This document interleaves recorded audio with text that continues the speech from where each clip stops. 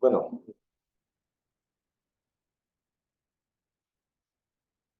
este cursillo entonces, como dices,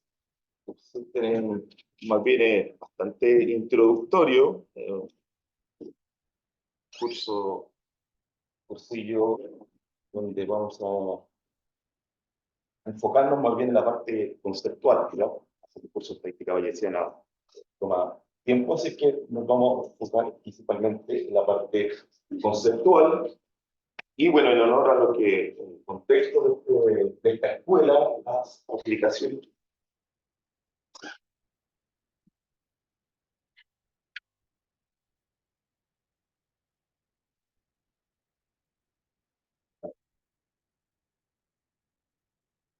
La aplicación entonces va a estar enfocada en contextos, problemas ecológicos. Este se divide bueno, en cuatro partes. Vamos a comenzar repasando algunos conceptos de estadística clásica, estadística frecuentista, para de ahí que notemos la diferencia con el paradigma bayesiano. ¿Ya? Así que estos van a ser conceptos que probablemente ustedes ya conocen bien, pero no está de más que lo repase.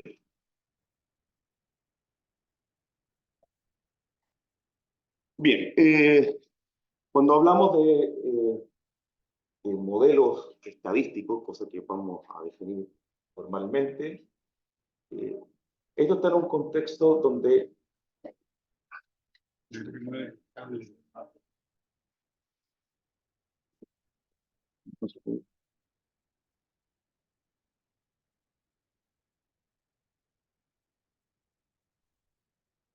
ya, es porque estamos en un contexto donde existe un experimento aleatorio. ¿Qué es lo que es un experimento aleatorio? Es un experimento cuyo resultado no lo podemos saber o determinar de antemano. ¿Ya? Así que para ello, uno lo que esa incertidumbre, la que uno pretende medir, ¿ya? De alguna manera.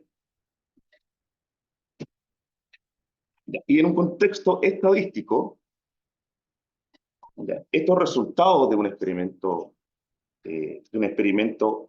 aleatorio se asocia a lo que es una población objetiva. Entonces, por ejemplo, en un contexto ecológico, la abundancia de un grupo taxonómico de especies en ciertas regiones dentro de una ecozona en un tiempo determinado. Es un ejemplo una, de una población. Hay varios conceptos aquí metidos ecológicos. Uno, la abundancia.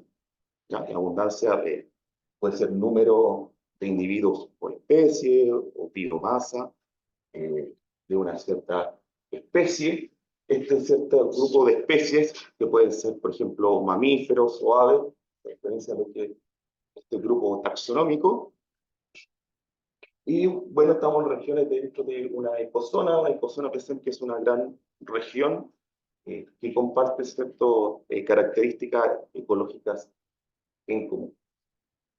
Entonces, la población objetivo en este contexto vendría siendo entonces esta abundancia del grupo taxonómico de especies dentro de cada una de las regiones que conforman la ecozona. Ahora, esas características de interés, uno las vincula a lo que son las variables aleatorias. ¿Ya?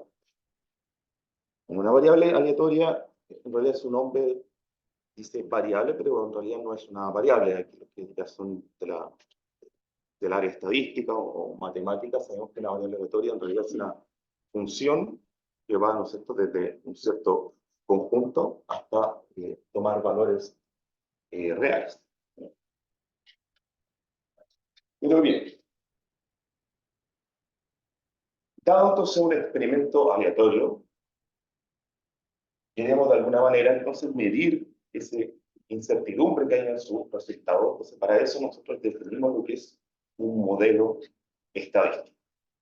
Formalmente, un modelo estadístico ya, matemáticamente, su manera clásica, se define como acá aparece, ya, la familia P, que contiene esta terna, donde este omega, el que nosotros conocemos como el conjunto de todos los resultados posibles o el espacio muestral.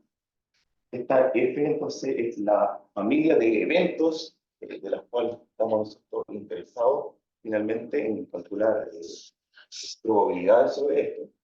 ¿Ya? Entonces, la sigma álgebra, un técnico matemático, es una sigma álgebra. Y tenemos esta P, que es va a ser una medida de probabilidad, y en la cual, en nuestro paradigma clásico, está indexado por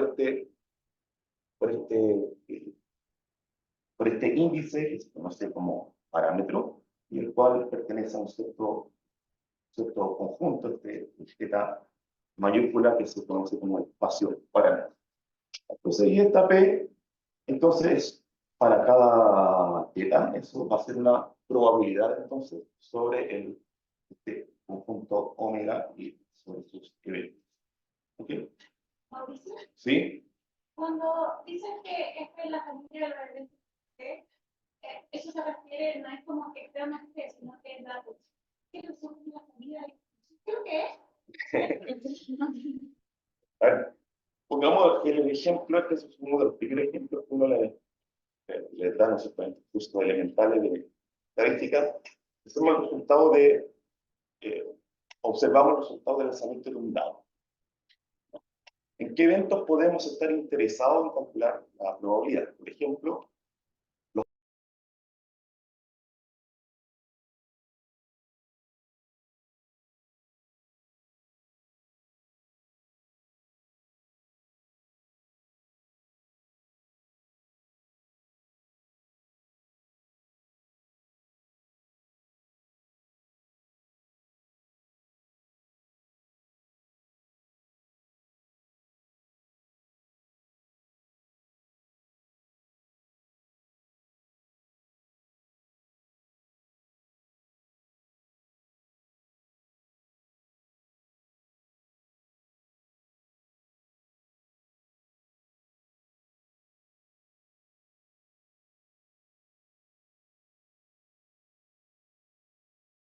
ahí, ya. Ahí tenemos un ejemplo. Esta es vamos a explicar un poco. Hacemos la distribución normal, ¿no? La distribución normal de media mu, varianza sigma cuadrado.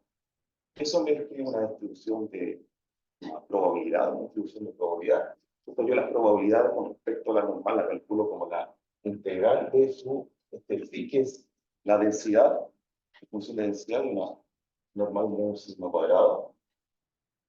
Y bueno, el espacio muestral aquí vendría siendo todos los reales. Se puede evaluar todos los reales. Y bueno, los conjuntos posibles pueden ser general, uno piensa en cierto conjunto abierto, acotado de intervalos. Bien, ¿cuál es el parámetro acá? El parámetro, en este caso es bidimensional, donde es mu y sigma cuadrado. Entonces, estos valores pueden estar en R para el mu y los reales positivos, ya para el caso de sigma cuadrado. Entonces, este vendría siendo el espacio paramétrico. Entonces, como sale aquí abajo, si vamos a la definición, ¿qué cosa corresponde a qué? Entonces, que el omega y el f vendría siendo el R, este conjunto, pensemos el conjunto de los abiertos, cerrados, de R, el θ, ya como lo había dicho, era este múltiplo cuadrado, y la probabilidad entonces, ya se calcula tomando integrales de la función de densidad. ¿Sí?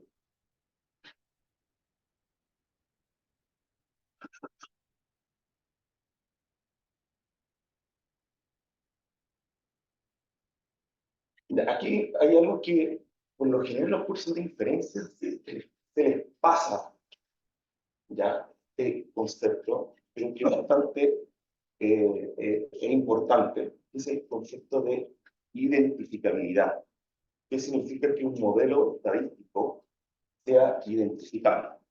¿Ya? Formalmente, un modelo estadístico que es identificable es que si yo tomo dos valores, dos parámetros distintos, ¿no? Dentro del que es posible de estos, eso me implica que yo voy a tener dos distribuciones distintas. ¿Ya? Vamos a ver un ejemplo donde el modelo no es identificado. Volvemos al caso normal, pero ahora fíjense, que si tengo una normal de media M1 más M2 y varianza 1. Pero yo especifico que mi parámetro es el par M1 y M2. Ambos pueden estar en R. Este modelo claramente no es identificable. ¿Por qué? Porque yo puedo tomar M1 y M2 juntos, ¿ya? Y generar la misma distribución de probabilidad.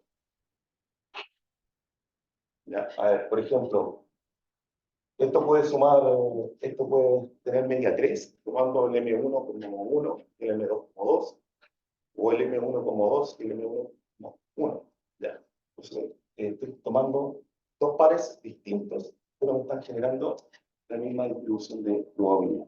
¿Ya? Entonces, tengo un ejemplo básico, pero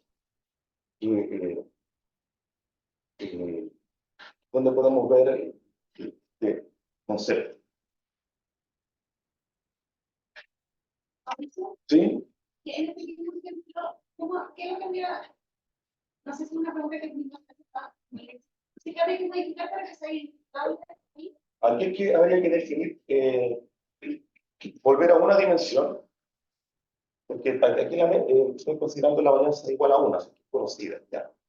Pero yo, para que sea identificable, tendría que decir, o sea, sea mu igual a M1 más M2. ¿Ya? Entonces yo hago aquí, en ese caso, tendría una cosa que está en R, ¿no? Que sería el mu, la suma. ¿Ya? Pero si al hacer esta separación, al pensar el parámetro como bidimensional, ya pierdo, no identifico. ¿Ya? Pero la suma, el resultado de la suma es sí identificable. ¿Ya? Cuando dices que parámetros distintos, ¿te refieres a que, por ejemplo, sean medias de valor distinto o que hablemos de medias que No. de varianza? Aquí en este caso, en este ejemplo, la varianza fija de 1, conocida. Pero el tema está en que yo definí el parámetro como el par. O sea, mi teta es el par. ¿Ya? Pero si yo definiera mi teta como N1 más M2, es decir, el resultado de la suma, ahí sí es identificable porque mi parámetro teta es la suma. Aquí mi parámetro teta no es la suma, sino es el par. Ya es una cosa, digamos, un tecnicismo, pero para que se entienda que, bueno, que significa que el modelo no sea identificado. Y por otro lado, como bien ahí ustedes mencionan, que se puede arreglar esto para yo obtener un modelo identificado. Mauricio, consume cierta estructura sobre el espacio parámetro, cierta estructura de o implicación de poder. ¿Esto? Teta mayúscula. En vez de que el espacio paramétrico sea en general un abierto de red, o no da lo mismo, eso no da lo mismo, puede ser cualquier tipo de ella. Ya, y luego, ¿qué es importante que nosotros Porque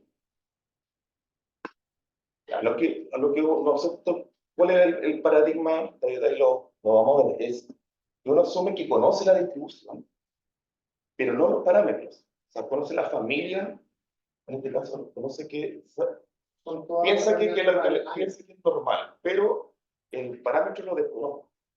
Pero si yo defino así el parámetro, yo no lo puedo estimar. Redefinir el espacio, son todas las rectas que tenemos, digamos. Es la suma, porque si no, yo no. A ver, Yo Pero no, cortáis R2, identificas puntos de R2, Sí. todas las cosas que son M1, M2 igual. yo solamente puedo identificar M1 más M2, pero no el par. Yo no sé cuánto va a valer ese par. No, que a modo de complementa, porque estamos en una situación similar, uno podría imaginarse que phi es la distribución de una población. Entonces, pero yo tengo dos poblaciones, una con media M1 y la otra con media M2. Entonces, la suma tendría parámetro M1 más M2 de media. ¿Ya? Pero ¿cuál es el problema? Que, por ejemplo, mis datos, tal vez yo tengo solo la suma de las poblaciones. Entonces, un poco lo que me dice la identificabilidad, que desde mis datos yo voy a poder aprender sobre la media de la suma, pero no puedo aprender sobre cada media por separada, sobre M1 y sobre M2. Como que es una forma de visualizarlo bien concreto. Sí, no, eso es importante porque trae esta cosa. ¿Qué es lo que puedo estimar? En realidad, si no tengo algo que sea identificable, no puedo estimar. Hay otro ejemplo que pues más. En mi caso, digamos, me ha aparecido en contexto, por ejemplo, de neurociencia y, claro, hay mezcla de parámetros, funciones entre parámetros que yo puedo estimar, pero ninguno por separado. ¿Vale? Pasan eso. Bien, vamos al concepto de lo que es una muestra aleatoria. Entonces, si retomamos el ejemplo que di al comienzo, que era la abundancia de ciertas especies, regiones que conforman una ecozona, entonces, cualquier grupo de esas regiones vendría siendo una muestra. ¿Ya? Obviamente la población total con todas las regiones que conforman la ecozona. Entonces, bueno, si queremos tratar de modelar esa abundancia, muy difícilmente podemos tomar todas las regiones que conforman la ecozona, es una cosa muy grande. Así es que lo que se hace es contar con unas muestras, con grupos, subgrupos de estas regiones. Ahí podemos observar la abundancia de la especie de interés. Y bueno, podemos después observar cuánto es la abundancia en cada una de estas. Entonces, eso va a dar origen a una muestra de esta población. Ya, ahora, típicamente, hay unas condiciones técnicas de las cuales se requiere o se pide para esta muestra. Aquí se asume que las muestras, ya, la distribución de las muestras, de cada elemento de la muestra, tiene la misma distribución de la población. ¿Ya? Todos tienen la misma distribución e igual a cualquier región de la población. ¿Ya? Ese es un supuesto. ¿Ya? Y lo otro es que la muestra se tomó de manera azarosa. ¿Ya? Así que tendríamos entonces que esta muestra aleatoria vendría siendo un conjunto de variables I de que se llaman independientes, idénticamente distribuidas por la distribución de la población. La distribución de la población es la que yo defino en mi modelo estadístico. Y esto es algo también bastante técnico, pero es algo que típicamente se asume. De hecho, los cursos de diferencia, esto ya es así. Ya los cursos de muestreo, se trabaja con población infinita. Pero por lo general, asume que la población es muy grande, infinita, infinita para efectos matemáticos, se considera infinita. ¿Ya? En términos prácticos, que la población es muy grande. Ya, esto tiene que ver después con lo que vamos a ver, que es la consistencia de los estimados. ¿Ya? Bueno, estadística clásica, aquí cuando digo estadística clásica, acá también se lo puede llamar frecuentista, ¿ya? Ahí lo vamos a diferenciar con lo que es bayesiano. Entonces, uno asume, como recién hablamos, aquí recién comentábamos, uno asume el conocimiento del modelo estadístico salvo su parámetro. ¿Ya? Entonces, el objetivo es estimar ese valor θ en base a una muestra aleatoria de tamaño n. Bueno, lo primero que uno hace es tratar de, bueno, base a la muestra, tener alguna idea de cuánto vale esto. Se calcula, cierto valor, y eso se le llama un estimador puntual. ¿Ya? Entonces, un estimador puntual básicamente consiste en una función que yo le aplico a la muestra aleatoria, que depende exclusivamente de la muestra aleatoria, y cuyo objetivo, ¿ya? Cuyo objetivo es que esté cerca del verdadero valor de esto, apunte, digamos, a teta. Esto que teta no lo conocemos, pero pretendemos que ese TN nos dé una idea de cuánto vale aproximadamente teta. Bueno, ¿qué nos dice aquí la heurística? Y aquí fíjense que el concepto de que el tamaño de la población tiene que ser infinito viene por esta idea. ¿Ya?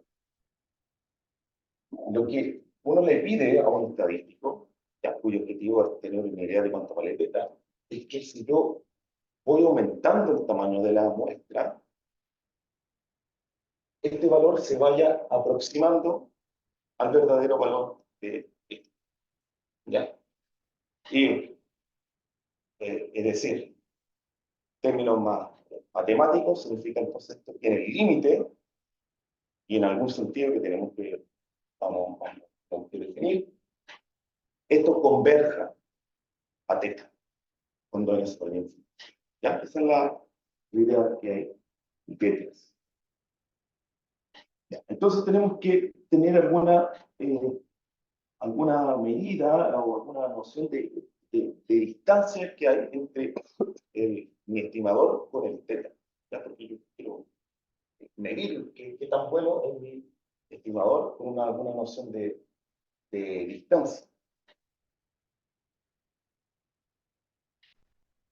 Y esta es una medida que es muy usada, que se conoce como el error cuadrático medio, que es más que tomar la esperanza, entonces, de las desviaciones cuadráticas de mi estimador con respecto a teta. Y haciendo ahí una cosa algebraica bastante sencilla, tenemos que ese error cuadrático medio se puede escribir como la suma de esta diferencia de la esperanza de mi estimador menos teta al cuadrado más la varianza de este estimador. Ya, y esta es una medida de las más usadas en la práctica. ¿Por qué? Por lo siguiente. Estos dos factores nos dicen bastante acerca del estimador. Lo primero, la diferencia que hay entre la esperanza del estimador y teta se conoce como el sesgo. ¿Cierto? Entonces, vendría siendo el sesgo al cuadrado más tu varianza. Pero ¿qué es lo que mide? ¿Qué significa este sesgo? ¿Ya? Eso hace referencia a lo que es la eficacia del estimador. O sea, ¿qué tan cerca espero que mi estimador esté de teta? Obviamente, mientras más cerca, mejor. Si fuera cero, lo ideal. ¿Ya? Si es cero, decimos que este estadístico, que ahora usamos como estimador para teta, es insecable. Y por otro lado, creo que tenemos la varianza del estimador, que hace referencia entonces a la eficiencia de. Por ejemplo, supongamos que podemos tomar varias muestras. ¿Ya? Varias muestras. ¿Qué es lo que yo pido? O sea, ¿qué es lo que me gustaría que pasara? Y bueno, cada vez que calcule mi estadístico en cada una de las muestras, esté cerca del valor de teta. Las distintas muestras nunca me va a dar el mismo valor puntual, ¿ya? Pero yo espero que esos valores también se diferencien muy poco, ¿ya? No me dé alta variabilidad en los distintos valores que yo calculo en cada muestra, ¿ya? Así que esa poca variabilidad es lo que habla esta eficiencia y tiene que ver con las varianzas del estimado. ¿Ya? No, y sí, quizás, como solamente como lo más biológico, que eso me recuerda mucho cuando uno habla de a la precisión y la exactitud. ¿Ya? Que uno siempre trata como de querer encontrar o predecir el valor exacto y que cada vez que volvemos a sea preciso, que para volver, siempre poder tener el mismo dato. Sí, exactamente. Y eso es lo que tiene el error cuadrático medio, entonces por eso se usa mucho. Obviamente hay otras medidas, pero no. Bien. Ah, y otra cosa, porque también es muy usada esto, es porque a partir de eso, podemos hacer referencia a lo que es la consistencia. ¿Qué es lo que es la consistencia? En este caso, es lo que decía al principio. Tenemos el estimador. Yo espero que a medida que aumente el tamaño de muestra, yo me esté acercando al verdadero valor. ¿Ya? Y esa consistencia tiene que ver con evaluar esta probabilidad, ¿ya? La probabilidad que tiene la distancia que tiene implicar mayor un cierto epsilon. Yo espero que eso en el límite se vaya a hacer. ¿Ya? Es una noción de consistencia. Pero ¿qué pasa? Que por esta desigualdad de Chebyshev tenemos que esa probabilidad es menor o igual al error cuadrático medio. ¿Ya? Esta constante está cuadrada. Así que si el error cuadrático medio se me va a cero, yo tengo la consistencia de mi estimado. ¿Ya? O sea que sea sesgado y sea superficial. Esta es una propiedad mínima que tiene que tener un estimador. Si un estimador no es consistente, entonces en realidad no me sirve para nada. Bueno, ahora la pregunta es, ¿pero cómo tomo un estimador así de bueno? Hay hartos métodos, pero este también es uno de los más usados de todos, que es el estimador de máxima verosimilitud, el cual consiste, entonces, en que dado una... Cuando hablamos del modelo estadístico, lo vamos a hacer más bien una densidad, y algunos se los pongo con que haya define una densidad de probabilidad. Y esa densidad pues, queda dependiente de este parámetro θ, y dado una muestra aleatoria, yo puedo construir la función, la densidad conjunta de las n variables aleatorias, pero como son independientes e idénticamente distribuidas, eso en realidad queda como este producto de densidades. Pero la función de verosimilitud en realidad hace referencia a que ahora la variable pasa a ser θ. ¿Ya? Y lo que yo quiero encontrar es el argumento de esta función, o sea, el θ que me maximice este producto, la distribución conjunta. ¿Ya? Ese valor, si es que existe, es el estimador de máxima verosimilitud.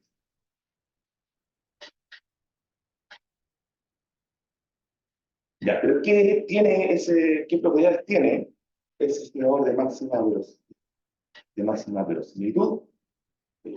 ¿Cómo se llama ese modelo? ¿No? Sí. ¿Se puede sacar situaciones más? ¿Cuál? Más. No dice más. Al lado derecho. No. Ocultar controles. ¿Esa? Sí. Gracias. Bajo unas ciertas condiciones que se conocen como condiciones de regularidad que tienen que ver con el modelo que estamos trabajando. Tenemos que los estimadores de máxima verosimilitud son asintóticamente insertados y asintóticamente eficientes, o sea, tienen una varianza mínima. ¿Ya? Y eso se ampara en lo que es el teorema central para los estimadores de máxima máxima verosimilitud, es decir, también el estimador de máxima verosimilitud. Recuerden que ese estimador queda en función de la muestra, así que es una variable aleatoria, ¿ya? Y esta es también asintóticamente normal, ya que lo cual trae mucha ventaja para poder hacer inferencia posteriormente. Es decir, todo queda aquí amparado bajo la normalidad, ¿ya? Y se puede demostrar entonces que esta cantidad tiene una convergencia en distribución una normal. Esto para estadístico es bastante conocido. Ver que aquí hay esta cosa que está acá, donde PI de teta es la información de Fischer, ¿ya? Y que eso, en realidad, si uno lo divide por n, eso es aproximadamente, a veces igual, a la varianza del estimador de máxima verosimilitud. También uno suele colocar que el estimador de máxima verosimilitud es asintóticamente normal, con una media teta, sesgado en el límite, y con esta varianza. Es similar a decir lo que está acá, lo que está acá. ¿Ya? Pues esto se llama una jerga llamada estadística. Ya, y entonces esta normalidad nos puede notar bastante ventajas para poder hacer construcción de intervalos de confianza, por ejemplo, o análogamente hacer pruebas de hipótesis cuando yo tengo una muestra grande, ¿ya? Porque ahí yo puedo aproximar la distribución de este estimador con la norma. Bueno, esto también ayuda bastante, que los estimadores de máxima verosimilitud tienen una propiedad que es la invarianza. Es decir, si teta borro es el estimador de máxima verosimilitud de teta, entonces el estimador de máxima verosimilitud de una función de teta es simplemente la función evaluada en el estimador de máxima verosimilitud, ¿ya? Entonces, este es el estimador de máxima verosimilitud de G de teta, y también va a satisfacer, si G es bien comportada, la normalidad asintótica. Bien, porque asintótica normalmente a... Claro, lo único que se le agrega es la derivada de G al cuadrado que se mete aquí dentro de la varianza. ¿Ya? Si yo tengo esto, de calculo esto, yo puedo calcular entonces ahora la distribución por G de T. Este es un método, un método de esta. Así es que, bueno, tiene muy buenas propiedades el estimador de máxima verosimilitud en general, ¿sí? ¿Cuál es el método de esta? Expansión de Taylor. Sí, bueno, es sencillo demostrar esto en realidad. Uno hace una expansión de Taylor, exactamente como dice Leo, G de teta, ya, y ahí obtiene, digamos, este resultado. Ya, este es lo que se le pide aquí que sea, bueno, que sea continua, su derivada en torno a teta sea distinta de cero.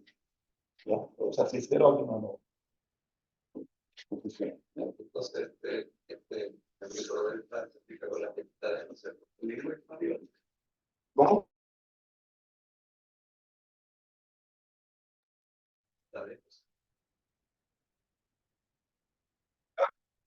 ¿Qué hace distribución?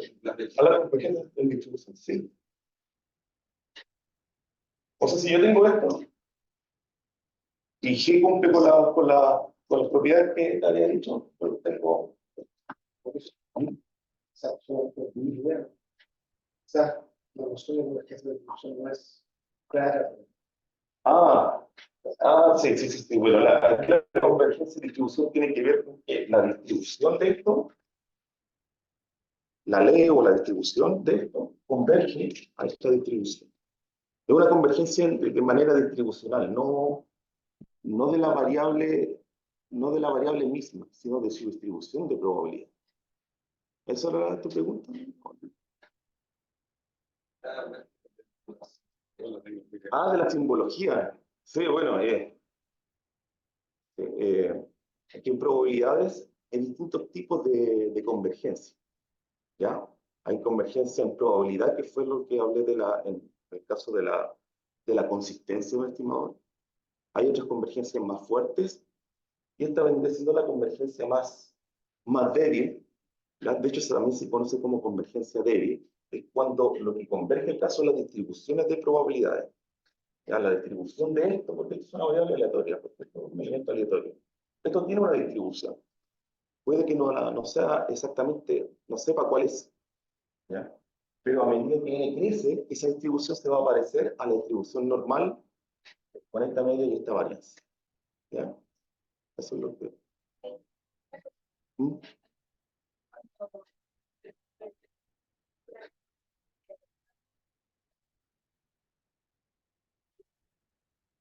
Hay artículos. Sí, sí, sí. Bueno, no teta, teta gorro, porque teta es fijo. Sí, teta gorro, sí, claro. Sí. Puede ser, pues, no sé, por e elevado a teta gorro. También, sí.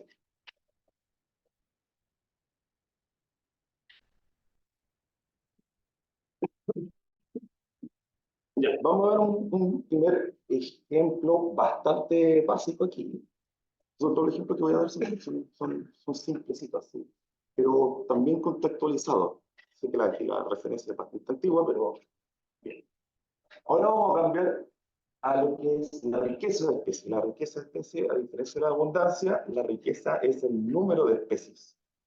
¿Ya? El número de especies en una cierta comunidad, en una cierta región. No todas las especies. Hay que especificar un grupo taxonómico que tienen sangre caliente. Hay varias especies que cumplen con esa característica. ¿Ya? Así que no es todas las especies, sino un grupo de ciertas especies. Entonces, en este artículo es uno de los primeros artículos que se propuso una distribución de probabilidad o un modelo estadístico para el número de especies en distintas comunidades locales, y aquí usaron como analogía un modelo de urna bastante simple. Entonces, ¿cuál es la idea? Es que los cambios en el número de especies, ya que coexisten en distintas regiones, en distintas comunidades, lo asocian con un proceso similar a la asignación de bolas de K colores en diferentes, entre n cajas, bueno, son idénticas, pensando aquí, bueno, ¿cuál es la idea? Entonces, en el contexto ecológico es que los colores distintos van a corresponder a distintas especies, y las n cajas son todas las n comunidades que conforman la ecozona.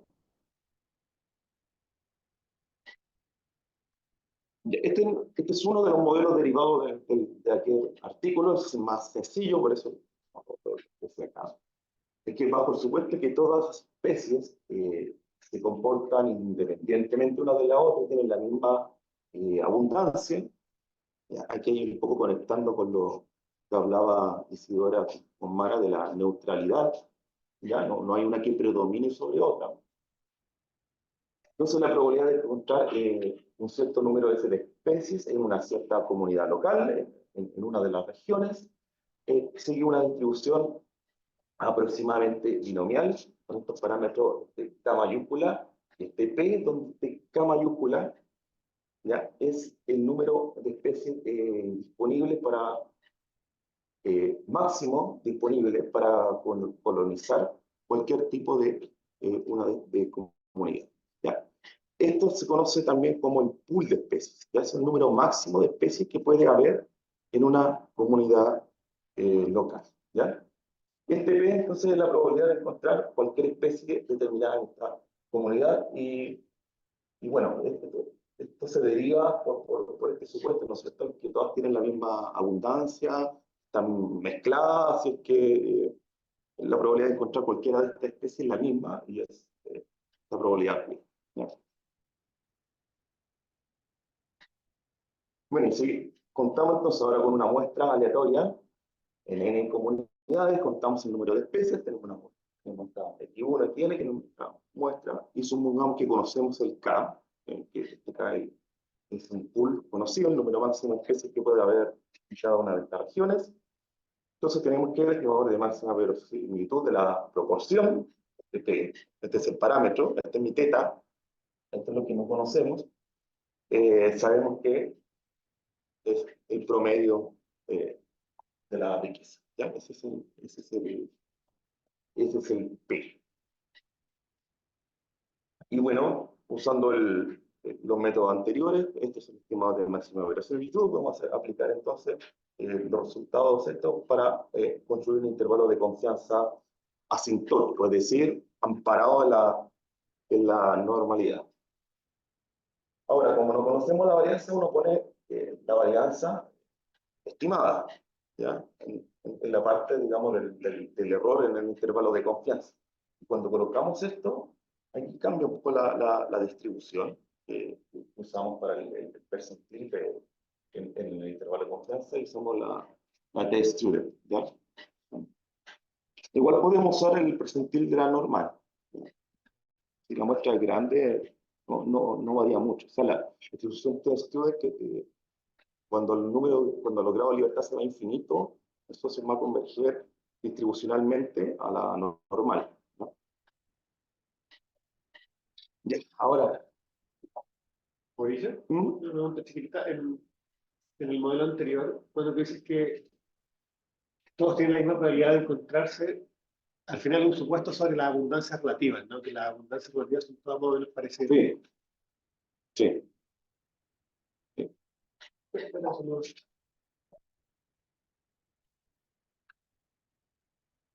Ya, dada esta introducción bien al grande rasgo de los conceptos de estadística clásica, ¿qué es lo que es ahora un modelo bayesiano? ¿Cómo se diferencia?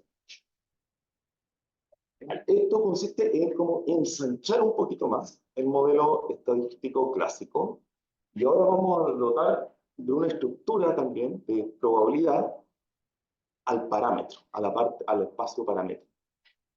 Aquí es cuando uno te dice que en estadística bayesiana los parámetros ahora son variables aleatorias. Se asumen como aleatorios. Ese básicamente el paradigma aquí puse formalmente y hay que colocarlo. Formalmente lo que hago ahora es que estoy dotando de una probabilidad. Esto básicamente lo que dice es eso.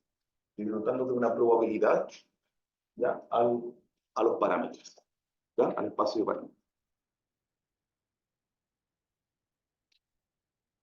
Y esa probabilidad tiene un nombre en este contexto y se conoce como una distribución a priori. ¿Ya? Ahí vamos a decir lo que es con mayor detalle. ¿Ya? Pero otra cosa que debemos notar, que ahora la muestra aleatoria ya no son variables I y D. O sea, tienen la misma distribución, pero no son independientes porque ellas están conectadas ahora a través del parámetro, pero el parámetro es aleatorio.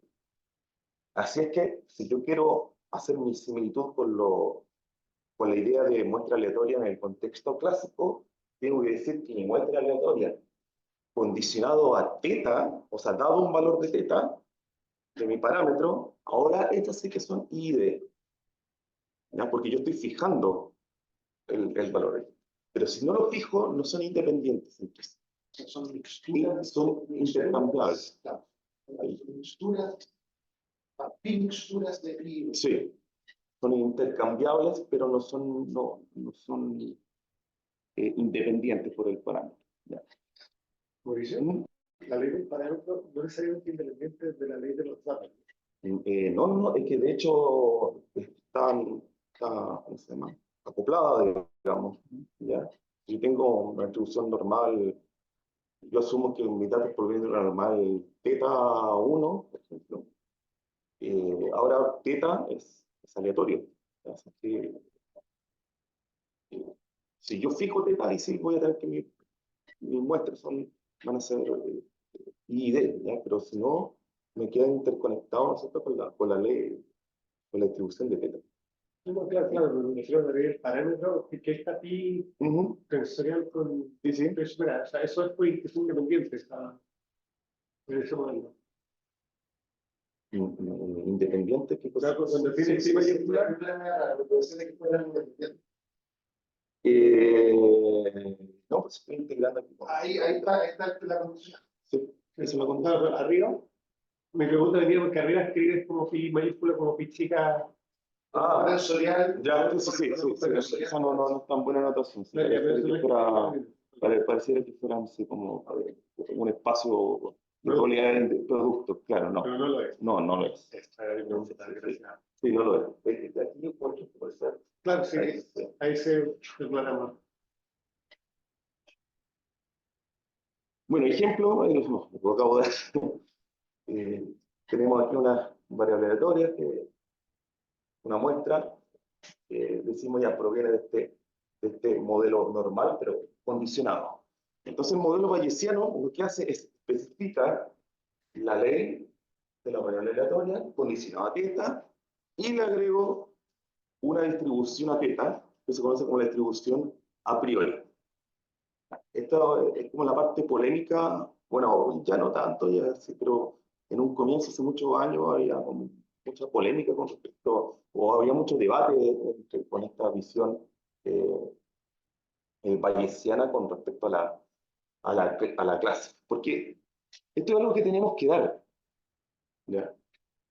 Esto es algo que tenemos que definir. ¿Y cómo definimos eso? Entonces, conceptualmente, o más bien en la práctica, en realidad, en la práctica, ese θ es el parámetro que quiero estimar. Aquí también queremos estimar de alguna manera el parámetro. Pero estamos dando una distribución de probabilidad. ¿Y quién me da ese? ¿De dónde saco esa distribución?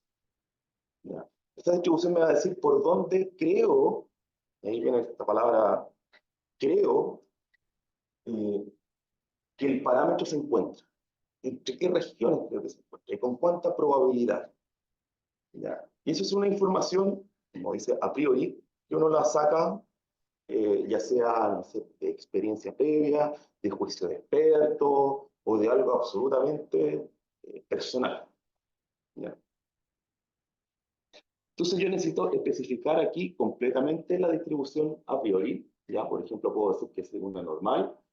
Y esto es notable porque tengo parámetros de parámetros. ¿Ya?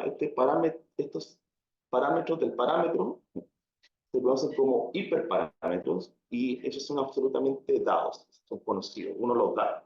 ¿Ya? Entonces ahí, el juicio que uno hace a priori de θ lo da completamente. Es θ con un mu cero igual tanto y un sigma cuadrado cero igual a tanto. Es un valor fijo. Son cosas desconocidas. ¿Sí? Cuando yo escribo este modelo, tal vez no sería es el modelo clásico, tienes digamos, una familia de realidad sobre el espacio hombre, ¿cierto? Y eso es de alguna forma que quería apuntarle al mejor tela que te explico. ¿Cuál es la diferencia entre asumir una visión bayesiana del problema ¿ya? Con trabajar, la diferencia entre y trabajar el modelo frecuentista, pero donde ahora el problema es estimar la medida prueba y después quedarte con la primera marginal? ¿Cuál es la diferencia? Porque al final, en todo caso, quería estudiar, por ejemplo, no sé, la media de la primera marginal, o no sé. Mira, voy a adelantar un poco. En la última parte del curso, que es de este cursillo, hay un ejemplo, que es del que estamos viendo anteriormente, donde el pool es desconocido. ¿Ya? Si yo hago una estimación clásica, ¿ya? Una estimación clásica, me va a dar un pool que esté muy por debajo del verdadero pool. Pero ahora, si supongo que yo sé más o menos por dónde se mueve el pool, ¿ya? El estimador que me va a dar de ese pool va a estar más cercano al verdadero pool, porque yo le estoy diciendo ahora que mi pool en realidad es más grande del que yo sé que estima frecuentistas. Te estoy entregando una información. Ampliaste tu Sí, sí. Entonces, esa información ahora me va a ayudar a tener un pool, estimación de un pool más realista. Ahora, ¿qué también pasa? Que yo tengo esta a priori, que es la información que yo di inicialmente.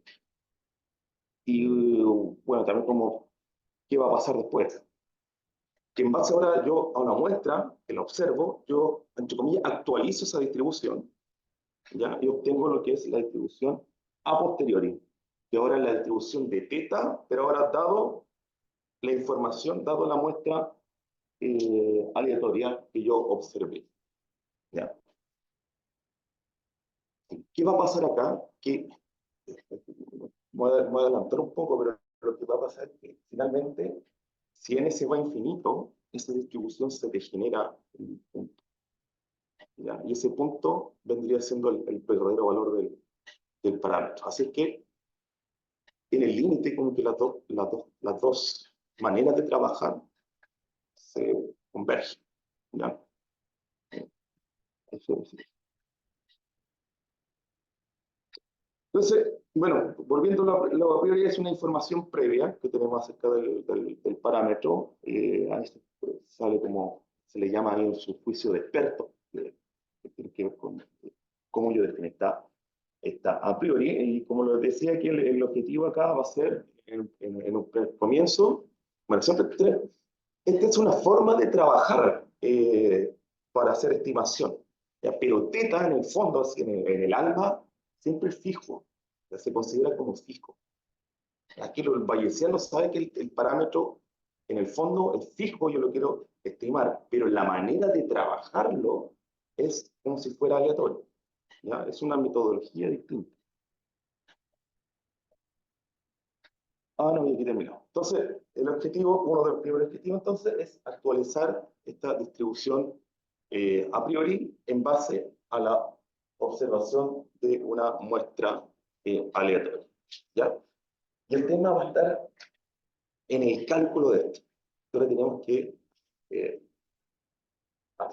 dado teta, tenemos teta de la priori, el pi de teta, pero ahora necesitamos actualizar esto, cuánto ahora es pi de teta, dado la información de la muestra, ¿ya? Y ahí, la forma de calcular eso es usando el teorema de Bayes, y de ahí el nombre de estadística bayesiana, ¿ya? Y ahí se van a dar cuenta también, en general, obtener esto de manera, digamos, ¿cómo se llama? De manera exacta, digamos, analítica, a veces imposible, ¿ya? Hay que usar aproximaciones numéricas, ¿ya?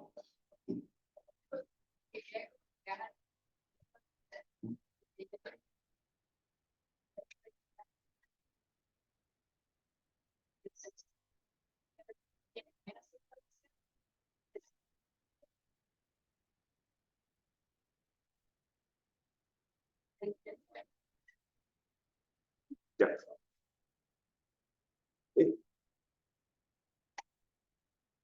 Sí, pasa que yo puedo clasificar las a priori, eso ahí lo vamos a ver. Voy a repetir la pregunta porque no se quedó grabada. No, la pregunta de ella, que la es muy difícil. Así lo puedo repetir. No, repita tú, para que me lo...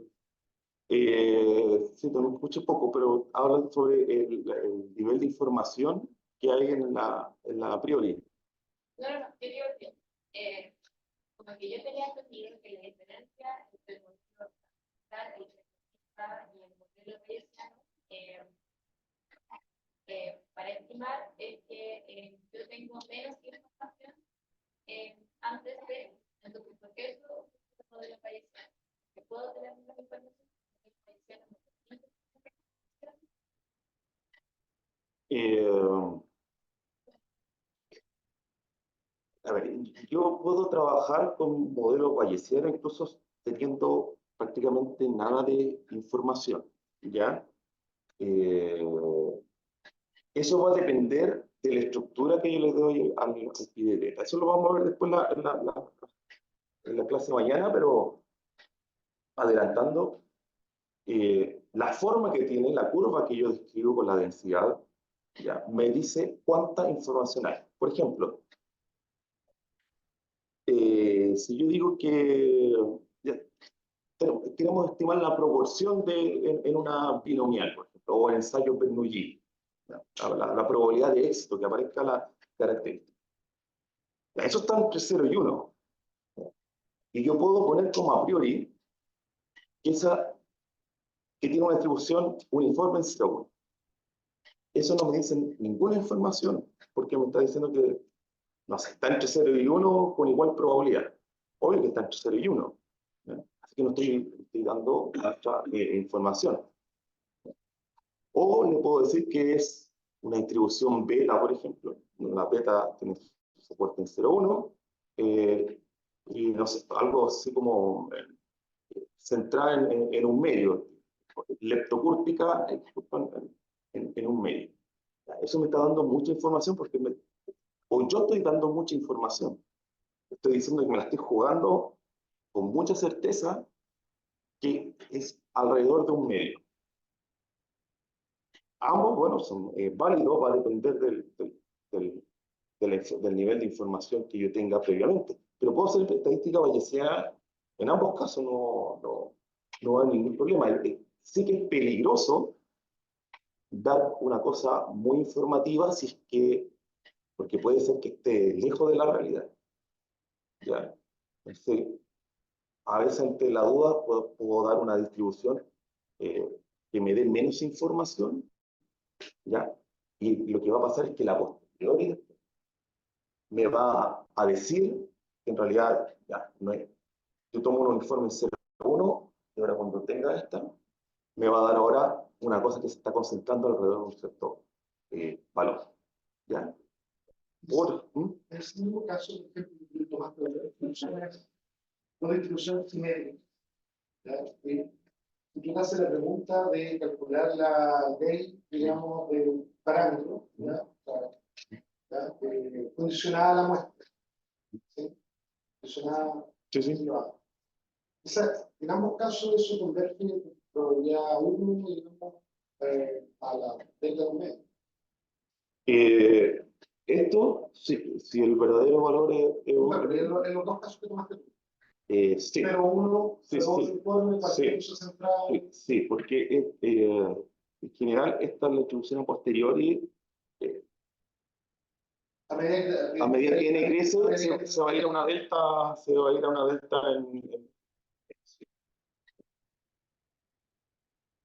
en ese caso, los dos modelos te dicen exactamente. en el límite sí, todo va a converger en el límite. Sí. El problema es la muestra finita. Muestra finita o cuando yo observo, por ejemplo, el máximo o el mínimo, ¿ya? Puede ser que no observe la muestra completa, pueda tener esas dificultades. Mauricio, yo le quiero pedir un favor. ¿Podría explicar direccional a la parte cuando dice poca información? En el sentido de, por ejemplo, la visión clásica no podría considerar poca información determinada o número de muestras, pero en bayesiano, poca información es comparado con la visión más clásica. ¿Cuánto es poca información? Porque podemos asumir poca información de distintas maneras, pero Sí. Como decía, mañana vamos a hacer una clasificación de las a priori en cuanto a eso del nivel de información. ¿Ya? E incluso a veces uno considera a priori que ni siquiera son distribuciones de probabilidad, es decir, que se mueven en 0,1. De ahí vamos a ver por qué, porque para efectos de cálculo de esto, incluso da casi lo mismo. Entonces, también uno puede, la nula información es básicamente decir que ni a priori ¿ya? Va a ser proporcional a una constante. ¿Ya? De ahí mañana lo vamos a ir viendo ya con con mayor detalle, ¿ya? Así que estaba Eduardo.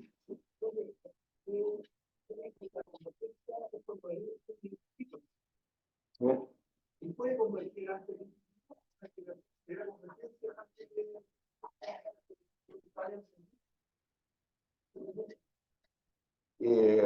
es que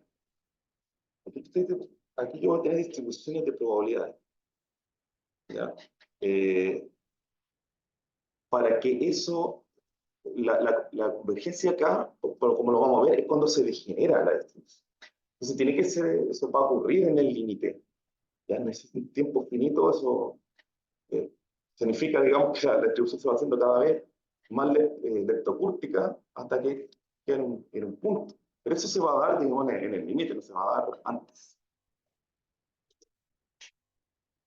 Estaba en una cosa un poco más general, pero leyendo un poco lo aplicado, ¿cuándo yo defino si utilizando el marihuana o la motivación? No sé, el ejemplo, yo trabajo con datos de trampa, de éxito y fracaso de ciencias ausentes. Entonces, cuando yo defino como condición de datos, yo me puedo utilizar el modelo bayesiano, Yo soy de la postura de usar las dos cosas, usar las dos visiones, ¿ya? Ahora el ejemplo que voy a dar al final del trabajo, ahí me sirve la parte bayesiana porque con los métodos clásicos voy a subestimar lo que quiero estimar, que es un parámetro que es el pool de especies, ¿ya? Pero si yo tuviese información del pool, si yo ahora ya la agrego usando el método bayesiano, yo aquí también en estadística bayesiana también yo entrego estimadores puntuales. Y ese estimador puntual que yo voy a entregar está más cerca del valor real del pool. En realidad lo conozco, pero voy a hacer que no lo conozco. Ese es el ejemplo que voy a dar. Pero como que tengo una idea de cuánto es, ¿ya? Y ese estimador puntual es mucho mejor, más certero que en el caso clásico, ¿ya? Depende del contexto, pero en general la idea es ocupar ambos métodos, ¿ya? intervenir ahí? Ese caso particular es interesante por el hecho de que la estadística bayesiana aplica tal vez mucho mejor que la estadística clásica, porque la trampa de presencia extensa. Tú puedes subestimar que no existe la especie donde sea donde nunca la encontraste, pero tú tienes alguna información sobre el dicho supermercado posterior para saber que es probable que existe. Entonces, al Turing no tiene la noción de dónde debería encontrar todas las especies. Y las trampas que tú pusiste te van a permitir estimar mejor curvas de donde debería actualizando las probabilidades. Entonces, no siempre uno toma la decisión de utilizar un tipo de perspectiva a otra respecto a el número de muestras que tiene, que sería como la definición clásica de información que uno tendría que decir, que millones de formas, pero en este caso uno tiene información del proceso que estás modelando, de la dinámica del individuo o de los individuos, que te va a permitir afinar mucho mejor la observación y que incluso te puede permitir en el día de mañana retransfer. Porque si tú tienes y vas observando y vas viendo que tus trampas son redundantes, y yo sé que ahí está, entonces tal vez sería interesante colocarla donde no estoy observando para que si las condiciones son idóneas para que debería estar el sexo o lo que sea que estamos realizando. Entonces, puedo utilizar este tipo de perspectiva para ir afectando el experimento versus la clásica que solo diría, las trampas, las tengo o no las tengo, salvo ferrocartilista y tengo, por ejemplo, por lo tanto, una distribución desde los objetos con respecto a la función ambiental, pero tú abrir más información. ¿Cómo le colocas información a ese modelo? Y es la ventaja de la ese proceso. Eso, solo para complementar que la discusión viene también porque como vamos a ver más adelante, casi un spoiler, pero los métodos bayesianos pueden ser computacionalmente más costosos. Entonces, al final también, cuál de las herramientas va a usar va a tener que ver con cuál de las dos es más fácil de usar para el caso en que está. También hay trade-offs entre todo lo que aporta la bayesiano versus el costo adicional computacional que involucra. Sí, es que por eso la fama que ha estado agarrando la estadística bayesiana va en conformidad a eso.